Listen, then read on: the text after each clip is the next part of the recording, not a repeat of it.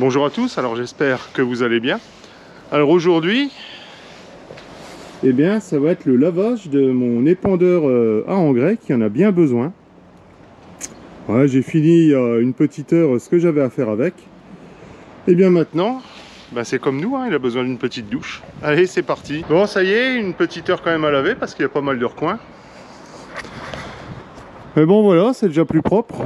Bon, encore un peu de traces, mais je ne lave qu'à l'eau chaude, j'ai pas mis de produit, de détergent. Mais bon, c'est quand même pas mal, il vaut mieux le laver correctement, hein. Matériel entretenu. Et ben ça dure plus longtemps. Bon bah allez, il est 12h30, je vais manger, bon appétit à tous, à plus. Je suis dans mes colzas et je suis tout simplement en train de leur donner à manger, donc de l'azote. Azote qui constitue à peu près 78% de l'air qu'on respire. Bon allez, j'arrive en bout de parcelle, je vous laisse, à plus. Bon là je suis dans mon blé de lentilles. Donc je vais vous montrer ça. Donc voilà, le blé est pas vilain, je viens de regarder le stade, il est épi 0,7 mm. Donc à 1 cm, c'est à ce moment-là où on fait un régulateur de croissance. Donc régulateur de croissance qui va raccourcir les entre-nœuds et faire une tige un petit peu plus grosse pour éviter l'averse.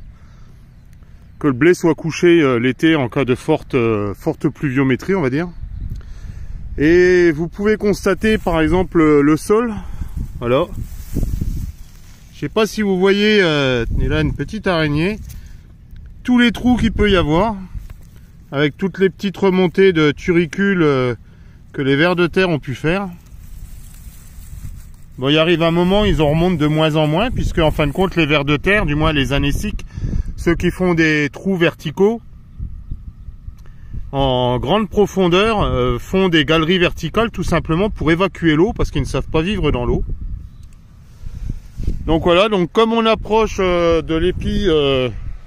Bon, désolé pour la main, comme on approche de l'épi 1 cm et qu'ils annoncent de la pluie ce soir, eh ben je vais faire de l'azote, de la solution 30.